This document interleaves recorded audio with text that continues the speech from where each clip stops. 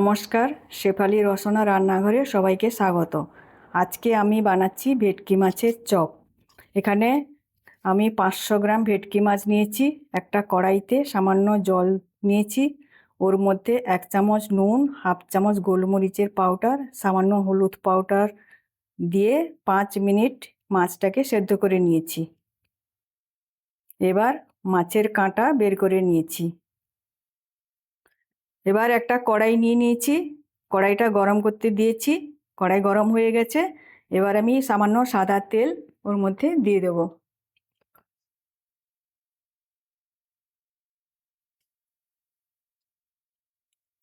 এবার তেল গরম হয়ে গেছে, এর মধ্যে 3টে পেঁয়াজ কুচনো দিয়ে দিচ্ছি।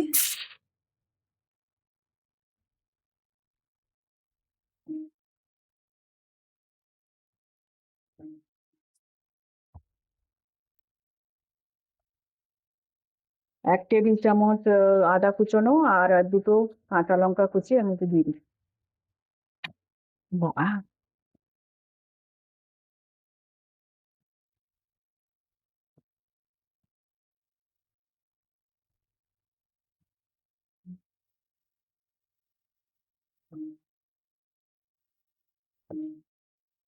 সামান্য ভাজা হয়ে গেছে। এরপর এর মধ্যে আমি একটু ধনিয়া পাতা কুচি দিয়ে দিচ্ছি।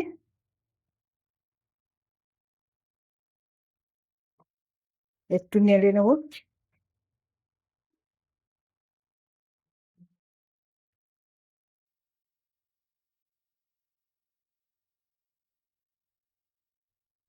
এবার আমি একটু গুঁড়ো মশলা অ্যাড করছি।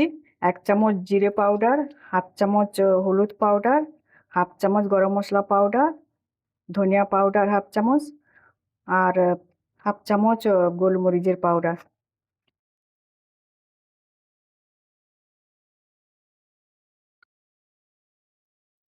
দিয়ে একটু ভালো করে ভেজে নেব।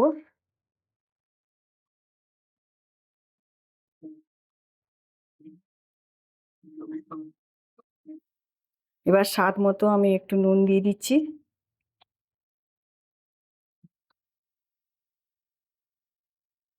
আর সেদ্ধ করা মাছগুলোও দিয়ে দিচ্ছি।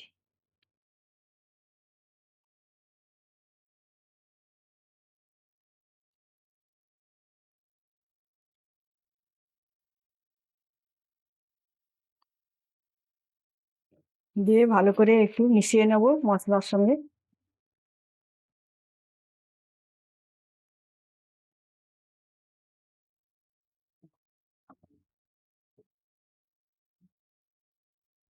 তিন মিনিট মিশিয়ে নেব আমি। এবার আমি এটা ভেজে নিয়েছি সামান্য। এর মধ্যে আমি বাইন্ডিং এর জন্য 3 টেবিল স্পুন ব্রেড ক্রাম্বস দিয়ে দেবো।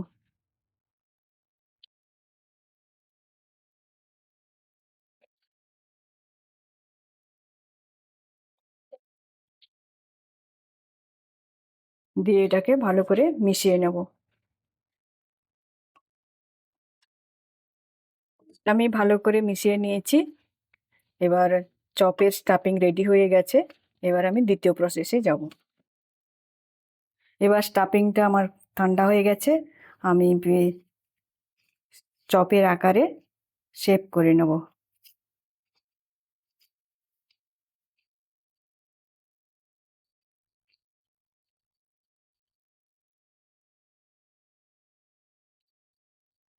ভালো করে টাইট করতে হবে, নাহলে ভাজার সময় খুলে যেতে পারে, যেন কোথাও ফেটে না যায়।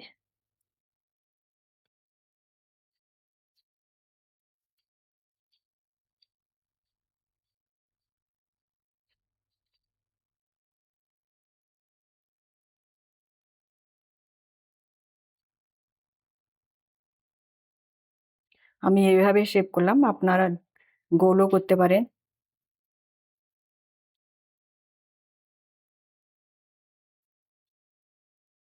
এবার আমি চপের আকারে সবগুলো বানিয়ে নিয়েছি। আর একটা ব্যাটার বানিয়েছি, এর মধ্যে একটা ডিম দিয়েছি, সামান্য নুন আর সামান্য গোলমরিচ পাউডার দিয়ে ভালো করে এটা ফেটিয়ে নিয়েছি। আর সামান্য আমি ব্রেড ক্রাম্ব নিয়ে এসেছি কোটিংয়ের জন্য। এবার আমি চপটা ব্যাটারে ডিপ করে নেব।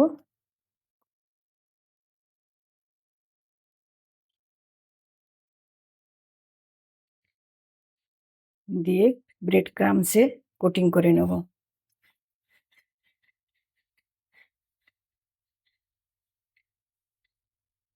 আমি এটাকে ডবল কোটিং করব। আর একবার আমি এটা ডুবিয়ে দিচ্ছি, ডিপ করে নিচ্ছি। ডবল কোটিং এই জন্য করছি ভাজার সময় যাতে ভেঙে না যায়।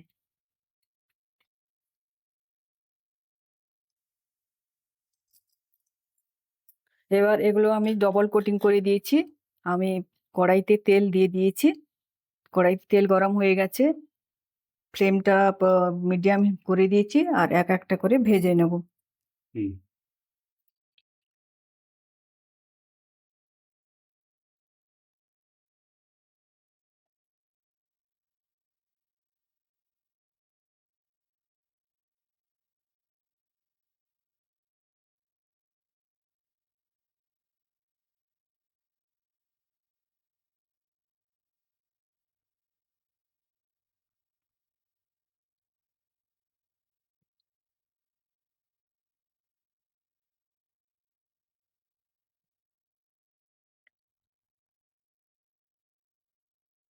বেশি কড়া করে ভাজবো না, জাস্ট একটু ব্রাউন করে নেব, কারণ মাছটা আগে থেকে আমার ভাজা আছে, তো বেশি ভাজার কোনো প্রয়োজন নেই। বলো। একটা সাইড ভাজা হয়ে গেছে, বাকি একটা সাইড ভেজে নেব।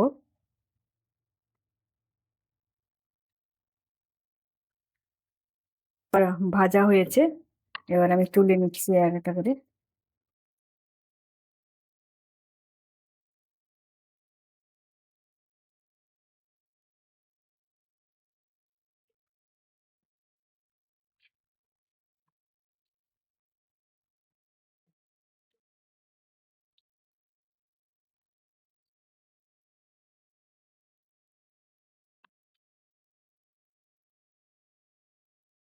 এবার আমার ফিশ চপ রেডি হয়ে গেছে পরিবেশন করার জন্য।